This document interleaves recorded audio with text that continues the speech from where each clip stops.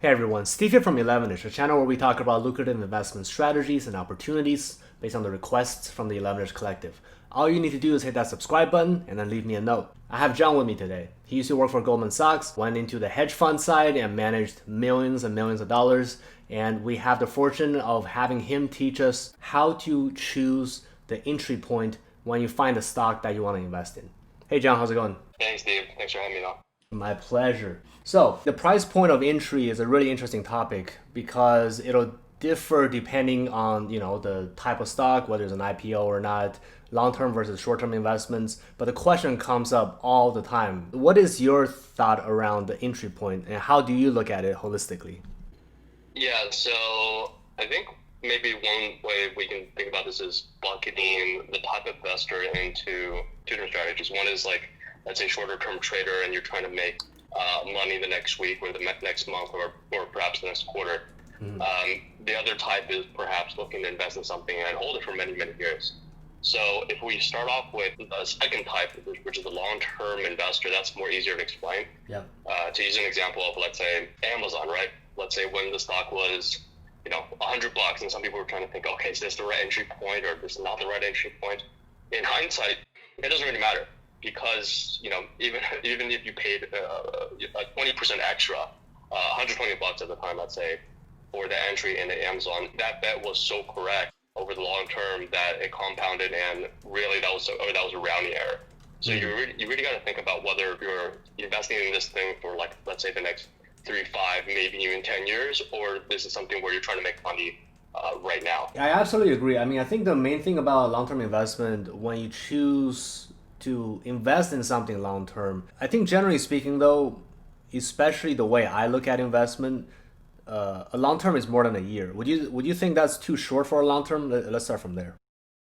Well, from IRS perspective, over 365 days is long-term capital gain. So Yeah, I yeah. guess that fits. Yeah, I mean, I think ultimately that's what I'm aiming for. But also at the same time, because I invest so heavily in the tech sector, a lot happens in 12 to 18 months, right? So that's kind of why I look at 1 year as long term, because anything Mhm. more than that is just way too unpredictable, right? Yep, So, that's so, true. so that's one way to look at it. And the second thing I really want to point out is to give viewers a perspective. So, for example, Netflix, right? I think that's a really great example where if you actually max out the chart and you remove all the the stock splits, which I presume happened, you can actually see when the stock opened, like when they first IPO'd, the stock was basically equivalent to $1 versus what it is now, $460, right? So that basically confirms what John's saying. Like if you're aiming to squeeze out the extra 20% difference, but you're actually investing it for the long term and you are committed to investing in the long term, that 20% is in fact just a rounding error. And one of the things that we talked about in the past is that if you're doing a long term investment, choosing the right entry point probably means more than a price. It's more about choosing the right leadership and the right business vertical for your investment, as opposed to choosing the right price point for your long term investment. Do you agree with that? Yeah, for sure. Perfect. Going back to the first type, if you're trying to make money like really, really quickly, because you have some type of mandate or you personally just want to make money now, Yeah. there's obviously a lot of risk there. One way to think about it is, what made you think of this stock? Like, what brought your attention to the stock? And that might be, let's say, a news headline or some type of corporate activity. Let's say they bought something or something along those lines. And the reason why that's important is because if thinking about how you came to be looking at that stock is also how others came to be looking at that stock. So let's say, there's this big announcement that this company came out with this new product or this new game, and the stock is up 20%. And you're looking at that because there was that Bloomberg article or that Reuters article. Well, so is everybody else. So the issue there is then, does this thing actually have legs? Or is this thing, it's up 20%, it's going to go down 10%, and then over time it's not going to do anything. And then 3 months from now, maybe it actually goes up or something. So thinking about how you kind of thought of this stock initially is incredibly important to understand, okay, are there more incremental buyers or less incremental buyers following this? Because at the end of the day, other people, you're competing against other people. You got to figure out why they're also buying this. I definitely think short term is a lot more interesting as a discussion point because a lot of my investments are around the 3 month period. I'm kind of speculating around a 1 quarter to 2 quarter kind of approach. And looking at it this way, I think the first question I would ask you, because one of the things you talk about is, people discover stocks based on news, based on hype. That stock went up 50%. Oh shit, why is it, right? I want to get in on the action before it gets to 100% increase. Example. Yeah, and so I think you made a very good point in that, like, you have to internalize and understand why you're interested in buying that stock. If it's based on FOMO, then you're probably fucked, right? But if you but if you're looking at a stock and you're thinking, okay, the news actually points out a very interesting value proposition that I think has a undervalued growth strategy, then perhaps it's still worth buying. But I think what you're pointing out is that even so, there's probably going to be adjustments, right? And it does matter, right? Especially as a short-term investment for the next 1 to 2 quarters, if you're expecting that change to happen. Is there an objective way of looking at the entry price point when the stock has already gone up like 50% or 20%, let's say, more reasonably? Does the question Yeah, make sense? so Yep. we can use mobile gaming as a good example of that, perhaps because those types of stocks are super volatile and um, they go up like 20-50% sometimes in a single day. Yeah. So those, like, we've got to think about, okay, how do other people potentially think about this? Because at the end of the day, like, the fundamentals matter for sure, but the fundamentals are just a baseline for how other people think about it. So if there's the first level thinking, which is just like, okay, what's happening with the stock, what's happening with the company, how does what is happening with the company translate into what the stock performance is going to be based on, like, let's say, a valuation multiple or DCF or whatever you want to use. Yeah. The second level of thinking is, how do other people think about this? So, for example, one might think that, okay, this thing should trade at a 20 times price to sales multiple, and therefore it should be worth this much money.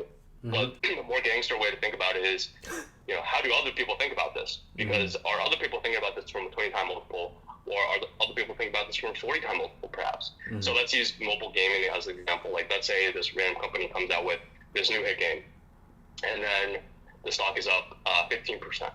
And you do some analysis. You're estimating that game is making, let's say, $100,000 a day.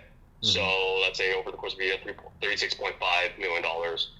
If you extrapolate that out. And that's the part where no one knows whether that game will be successful for another 12 months from now. But the point is that you can gauge investors' kind of willingness to believe the game.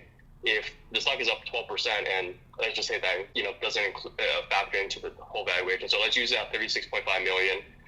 Let's just say a 50% net profit margin on that. So 36.5 million. Let's call that $18 million of profit. And then the company is trading. Let's say peers are trading at 10-time multiples. So $18 million of profit means $180 million of valuation.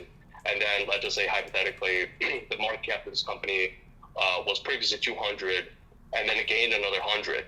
Well, then you might argue there's still room to capture that other 80, assuming investors are willing to believe that this company can make this game super successful due to various coupons, promotions, etc., or just attractiveness of the game for the full 365 days. And that's where, like, you can understand what the layout of the game looks like, because you're like, okay, this is hot, this is not hot. Even though it's up 15%, or let's say $100 million, maybe it's, in this case, actually 50%. Maybe that's actually not fully baking in everything, in which case there's still room to ride that up. Otherwise, if you're seeing the stock is already up the full $180 million based on our hypothetical example, then you might say, this thing is pretty much fully baked in. It's hard to get additional stuff beyond that, even though no one knows what the next 12 months looks like. Yeah. But if I were to think about how other people think about this, everyone else needs to assume that this is this continuous game for the next 12 months, which it might be. But you just got to know whether, where we are in this game. Yeah, that makes a lot of sense. I think in a very objective way of looking at it, that makes a lot of sense. I am very curious about what your thoughts are in terms of trading in such a frothy market where the standard market might be like let's say the PS ratio might be like 20, or if a company is making money, the PE ratio might be like 35 as the benchmark for whatever it is. And then you have a new company coming in, and they're doing something really excellent. They're doing something that ticks all my boxes, but the company is already trading at 5 times the benchmark. But I think the company has legs, has a lot of growth opportunity, and I think that there is a hype play. A lot of people think that this company is worthwhile as an investment. However, I'm fully aware of the fact that most people are not looking at a company's business value or product differentiation. They're just looking at it as like, this is the hot shit and I want to invest in it, which creates that froth, right? So it makes it very like, I don't know if I should invest in it. You know what I mean? Like, how do you look at that? Because the price of entry is, Yeah. to me, is clearly overvalued, but the company itself has a really strong growth strategy. It makes me feel like, it almost make me feel like I have FOMO, right? But I want to invest in it, but the price is so overvalued.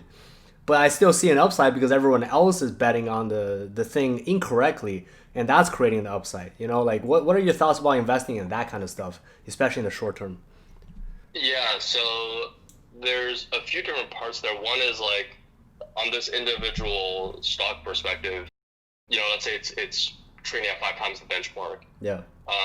And there might be a reason for that. The question would be like, what's kind of the growth rate of this company versus the benchmark? Maybe the benchmark is growing at 10% and these guys are growing at 50, 70%. Mm-hmm. In which case, even if the multiple drops from 5 times, let's say to 3 times, so that's a 40% haircut, Yeah.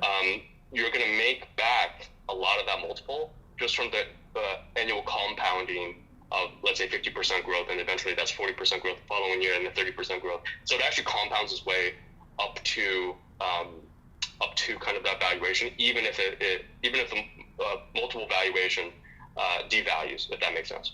So those are more safer bets, and that's sort of why you see some of the tech stocks kind of go up a lot, is because even if the multiple derates from, let's say, I don't know, 20 times price to earnings to 15 times, or for a non-profitable company, let's say, from 15 times to 10 times, assuming that the growth rate is there, that's a really good buffer, because ultimately that means that, if we think about the multiple from a longer term perspective, 24 months, 36 months, there's a group of investors, hopefully in this type of stock, whether it's a BlackRock, Fidelity, et cetera, that won't sell. And that offers a buffer, because sometimes when a stock that they really like, that is, long-term growth, and if it drops, sometimes they're looking to buy it. Obviously on that side of the equation, it's just humans as well. Mm-hmm. So it's something to consider.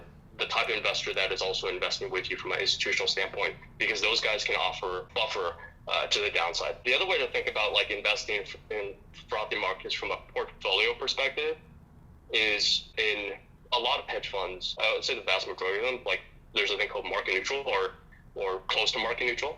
So what that means is for each dollar of long exposure, you have $1 of short exposure.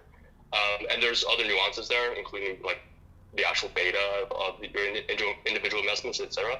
But basically the idea is that at any given time, you're long and you're short, and they cancel each other out. So what that hypothetically means is that you are not exposed to the volatility of the overall market. The volatility that you do see is a function of your actual individual stock picks. So, you're long Tesla and you're short Ford or something. Hypothetically, you have removed, that's maybe not the best example. Let's say you're long GM and you're short Ford as more easier example. You're hypothetically, you have removed market risk there, and the performance is a function of, is Ford actually going to do better than GM or vice versa? So that's how most professionals remove the risk of frothy markets, and that's actually what the clients of hedge funds and mainly hedge funds do this type of thing kind of expect, because ultimately they're paying a hedge fund not for the performance of a mutual fund. They're looking for a hedge fund to perform 10% or whatever the mandate is, regardless of market. Mm-hmm. So the goal there is like, market goes up, market goes down, you need to make me 10% every single year. And if you can do that, then you're going to run a pretty successful hedge fund. That is fascinating, and you definitely piqued my ear there because that definitely, I mean, conceptually that makes a lot of sense. I just really never thought about it that way. Although you did go over my head in terms of this whole I'm long on the dollar and short at the same time. Can you give me a example more basic so I can understand? Yeah. So let's say you have what's another boring industry? Let's say you have two cement companies, Okay. and then one you're long and one you're short. So the idea there is that what happens with the overall market is canceled out because if the S&P goes up 100%, both of them are going to benefit. If the S&P goes down 50%, both of them are going to get impacted as well. Mm-hmm. And the idea there is to run some type of analysis so you understand like that they're close enough, i.e. the beta analysis. But I just say that they have the equivalent beta. So what that means is that you buy one stock that you like and then one stock that you don't like, let's say in the same market, Mm-hmm. and you've removed all market risk. In fact, then it's all about the performance and the execution of the stock that you do like versus the poor management or poor execution of the stock that you don't. Cement company might be gaining market share because they have better sales teams and they have more contacts and things like that, or they have a better product. Mm-hmm. The other cement company, might have a shittier product or they don't have enough factories or something like that. So one is clearly doing better than the other. Mm-hmm. But when you're buying those kind of things, you might be worried, oh crap, what's happening with this frothy market?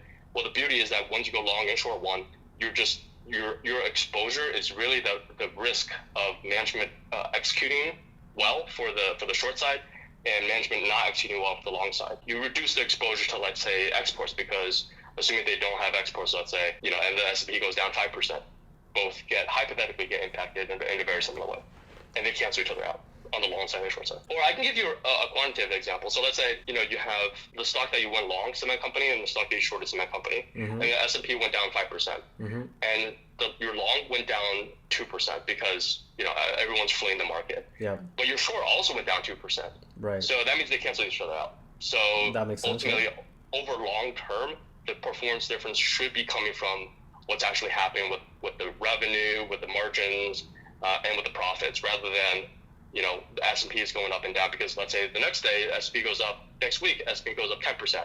Well, your long is going to let's say go up 5%, but your short is also go up 5%, and those cancel each other out. So you remove that risk of S&P. That is a crazy trading strategy I've never heard of. That is really interesting. So Yeah, that's what most hedge funds do. Generally, the mandate by all the pensions and endowments and things like that is, if they want just market exposure, they can go buy ETF or they can go buy a mutual fund. They want hedged exposure. That's why it's called a hedge fund, because it's hedged. Your mandate is supposed to be shorting a lot of stuff. That's really freaking interesting. Okay, well, I really I really appreciate that insight.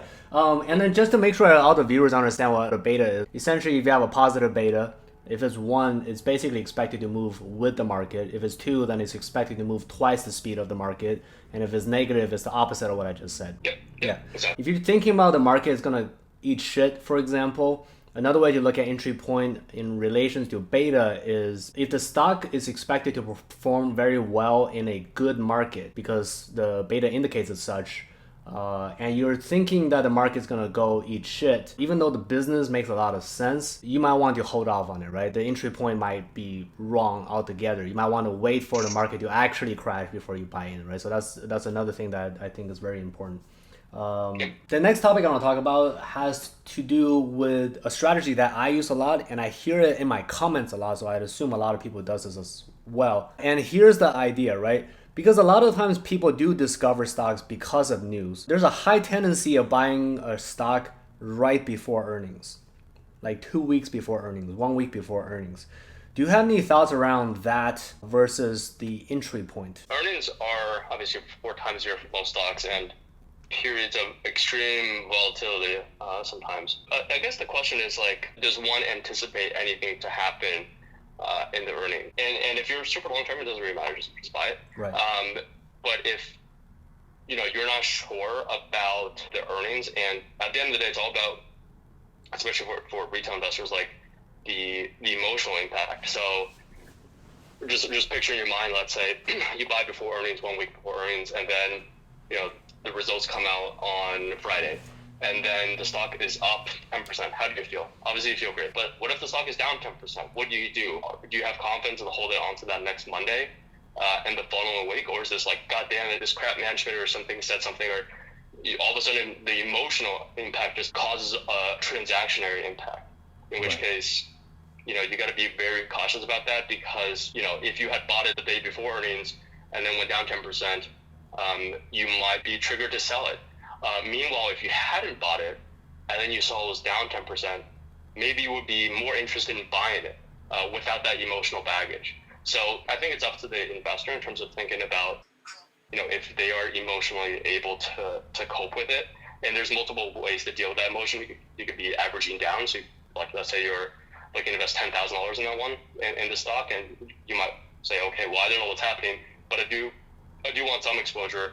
I'll put in $1,000 or something like that. And I'll average in over time. But at the end of the day, like, that's how I would think about it from kind of the standpoint for this audience, given that I think, especially over a 1 week period, it's going to be highly random walk probably. Over time, your batting average between the ones that go up and the ones that go down is probably like 50-50, unless you have some tremendous amount of insight, which I think is pretty hard to do without the resources that professional investors have. And even then, it's still a pretty hard game to only trade earnings.